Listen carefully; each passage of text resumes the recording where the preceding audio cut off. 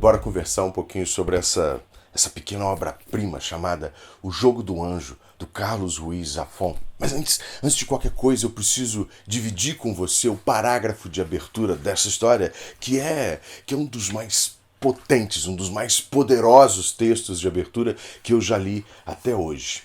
Bom, você sabe, criança, que eu sou apaixonado por aberturas de livros de Kafka a Machado de Assis. Então escuta só essa.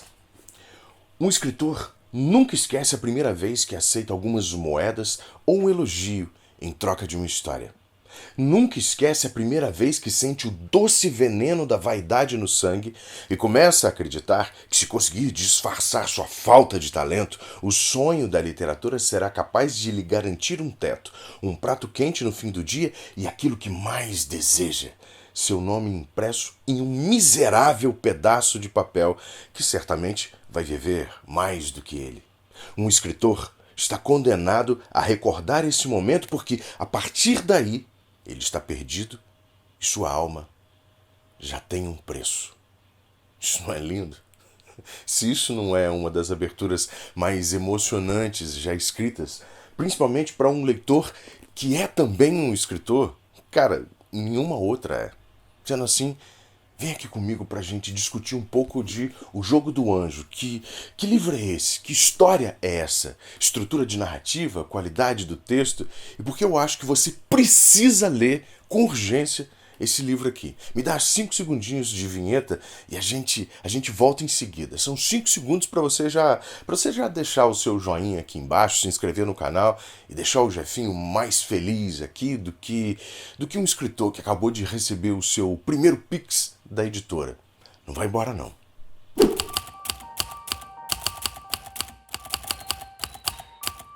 Mas antes de a gente falar do livro propriamente dito, eu queria dividir com você um pouco do escritor Carlos Ruiz Zafón, infelizmente já falecido desde 2020, vítima de um câncer que ele descobriu em 2018. O Zafón era espanhol, ele não veio de um berço familiar literário e começou a vida profissional na publicidade. Essa aqui é uma informação importante, principalmente pela noção quase técnica que ele tinha de como construir e entregar uma boa história, um bom texto. A gente vai falar dessa noção agora mesmo. Segura essa informação. Com 28 anos, ele trabalhava na publicidade e resolveu que queria escrever para viver. Ele largou a propaganda e foi se dedicar a escrever histórias. Em 1993, ele publicou o primeiro livro, O Príncipe da Névoa, que é um romance de mistério infanto-juvenil que se passa durante a Segunda Grande Guerra e conta como essa família, os Carver, eles vão morar numa casa do litoral fugindo da guerra. E eles se descobrem enredados por vários mistérios que o lugar onde eles vão morar esconde, principalmente aquilo que envolve a morte do filho dos antigos donos da casa, que teria se afogado em circunstâncias estranhíssimas. Então surge o tal Príncipe do Nevoeiro, que é capaz de realizar qualquer desejo que você tenha. É claro que por um preço muito alto. Se você já leu Terra de Almas Perdidas, meu livro de 2023, você sabe o quanto eu adoro esse tipo de trama. Bom, o Zafón, com o seu primeiro livro, ele ganhou o prêmio Edebé de Literatura Infanto-Juvenil lá na Espanha e aproveitou a grana do prêmio para viajar e se estabelecer em Los Angeles. Aqui eu preciso fazer um parêntese. Los Angeles é o berço da literatura policial noir, que nasceu pouco depois ali da Primeira Grande Guerra, com escritores como o Dashiell Hammett, o Raymond Chandler, James M. Cain. Sabe aquelas histórias de detetive cheias de mistérios bem mundanos, investigações que levam o protagonista a lugares meio perdidos, personagens que parecem flutuar nessa perdição, se alimentar e se deteriorar com essa perdição? Pois guarda também essa informação, a gente vai precisar dela logo aqui na frente. Uma vez em terras do Tio Sam, o Zafón continuou escrevendo livros juvenis de mistério e deu continuidade ao que se tornou a trilogia do Nevoeiro. Mas ele também começou a escrever roteiros para cinema e televisão. Só em 2000 ele publicou o primeiro livro para o público adulto, A Sombra do Vento, que inicia essa série de histórias que não são continuações, mas são romances independentes que usam a mesma ambientação e até alguns personagens. E é aqui que está um achado, que é quase a criação de um mundo de história de fantasia. Essas histórias da tetralogia O Cemitério dos Livros Esquecidos se passam em Barcelona ao longo de décadas. Uma Barcelona que é carregada nessa ambientação gótica, suja, cheia de personagens malditos, traiçoeiros. As histórias dos 4 livros passeiam no tempo desde a Revolução Industrial e vão morrer ao largo da Guerra Civil Espanhola. Lembra que eu disse que Los Angeles é o berço do policial noir e que o Zafón foi para Los Angeles porque ele sempre se viu fascinado por essa cidade? Pois essa ambientação de Barcelona nos 4 livros, elas são quase um reflexo gótico da Los Angeles do Dashiell Hammett, do Raymond Chandler. E aqui a gente começa a falar de O Jogo do Anjo, que na verdade é o 2º livro da tetralogia.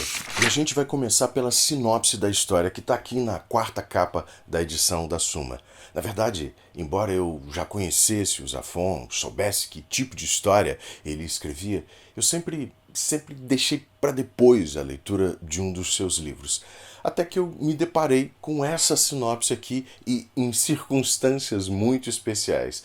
Eu estava fazendo uma oficina de escrita criativa com a Beatriz de Oliveira, que hoje é editora de aquisições da Rocco, mas que quando trabalhava na Suma foi a responsável pela elaboração dessa sinopse aqui. Eu decidi que eu precisava ler esse livro. Eu precisava tirar tudo do caminho e ler Carlos Ruiz Zafón. E eu comecei pelo Jogo do Anjo porque eu me apaixonei por essa sinopse. Essa sinopse declara do que trata a história e te carrega para dentro dela. E antes de ler para você, eu quero que você se prepare para identificar como ela está bem montada, magistralmente montada. Ela te dá a localização no tempo e no espaço de onde, quando a história acontece. Ela te apresenta ao nosso protagonista maldito, derrotado pela vida, sem perspectiva, preso num ciclo, sem esperança. Esse é o primeiro ato, o mundo comum do herói. E a seguir a sinopse nos estende a mão salvadora, é o chamado para a aventura. O segundo ato começa quando o protagonista aceita a salvação através de uma proposta irrecusável. Então a mágica acontece e as tramas enlouquecem. A sinopse diz o seguinte, escuta só. Barcelona, anos 1920. David Martin tem 28 anos, uma casa em ruínas e um talento para a literatura que nunca o protegeu de desgraças ou lhe trouxe qualquer glória. Com uma doença terminal e vendo o amor de sua vida nos braços do melhor amigo, David passa os dias em sua mansão lúgubre, escrevendo séries policiais e vendendo barato o seu talento.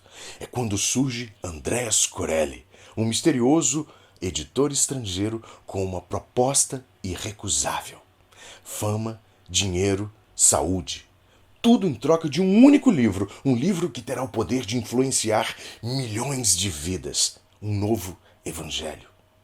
Mas, conforme a obra se desenvolve, David percebe que existe uma conexão sinistra entre o livro que está escrevendo e as sombras que envolvem sua casa dilapidada. E que seu editor também esconde alguns segredos perturbadores. Mais uma vez, Zafón nos leva por uma Barcelona sombria e gótica, em uma trama cheia de intrigas, romance e tragédia. Eu abri esse livro e o meu primeiro contato foi com esse primeiro parágrafo de abertura que eu reli umas 3, 4 vezes, simplesmente maravilhado, apaixonado por esse texto, com essa desenvoltura com as palavras. Um escritor nunca esquece a primeira vez em que aceita algumas moedas ou um elogio em troca de uma história. Um escritor está condenado a recordar este momento porque, a partir daí, ele está perdido e sua alma já tem um preço. Isso é arrepiante, é maravilhoso, criança. Transcende a realidade e traz de volta aquela primeira sensação que você, se é escritor, sentiu ao entender pela primeira vez que queria exercer o ofício de escrever. A história, na verdade, se desenrola ao longo de anos e anos e vai deixando pistas e apresentando e descartando personagens como uma boa história no ar costuma fazer. É contada em primeira pessoa, como todas as boas histórias no ar que se prezam são contadas. A gente troca aqui o detetive por um escritor, mas que em certo momento ele precisa descobrir os segredos por trás do mistério que é aquele livro encomendado que ele está escrevendo. E é muito gratificante, criança, perceber que o Zafón usou aqui todas as técnicas de estrutura de jornada que o cinema apresentou para ele. Não é à toa que ele foi roteirista e declarou que a sua maneira de contar histórias podia ser comparada com uma produção cinematográfica. Ele disse mais ou menos o seguinte: eu escrevo como se faz um filme, em 3 fases. A primeira é a pré-produção, em que você cria um mapa do que vai fazer, mas quando começa a fazer, já percebe que vai mudar tudo. Depois vem a filmagem, coletar os elementos com os quais o filme vai ser feito. Mas quando você coloca mãos à obra, percebe que tudo é mais complexo do que você imaginava a princípio. Existem mais níveis do que você imaginava. Daí, conforme você escreve, você vê camadas e mais camadas de profundidade no seu texto, na sua história. E começa a mudar as coisas. Agora vem a pérola. Por fim, vem o truque, que tem que ser invisível para o leitor. O leitor tem que ler como água. Tudo tem que parecer fácil, mas para ser assim, você tem que trabalhar muito. Os 2 primeiros atos de O Jogo do Anjo são aqueles que estão na sinopse.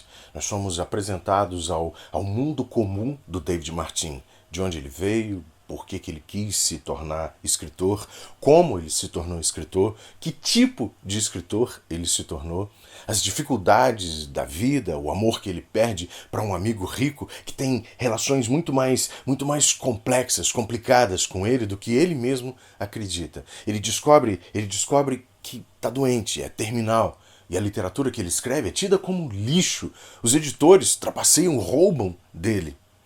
Então nós temos o chamado à aventura, o incidente incitante que vai jogar o protagonista para um mundo mágico. Lembrando que por mundo mágico a gente não necessariamente está falando de magia, mas daquele mundo que é diferente da vida comum do personagem. Nesse caso aqui a gente até está falando um pouquinho de sobrenatural, sim.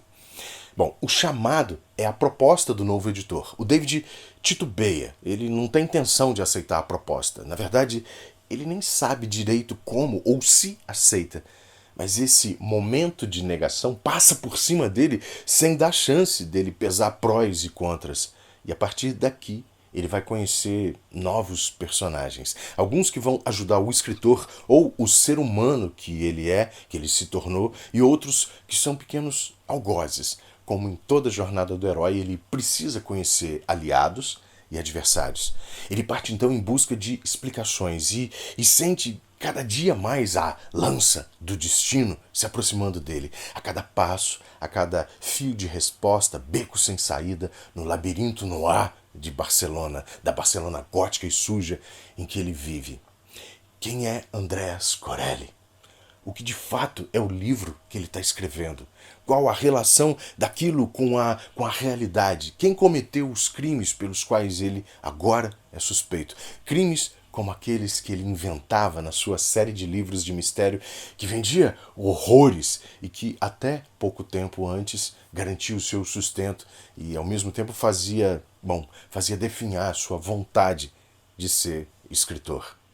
Ele parte, então, em busca dessas respostas da melhor maneira no ar das histórias de mistério. Igual a um detetive particular batendo em portas de personagens obscuros, sendo perseguido por vilões menores, pela polícia, rondando em casas e ambientes soturnos e cheios de gente perdida.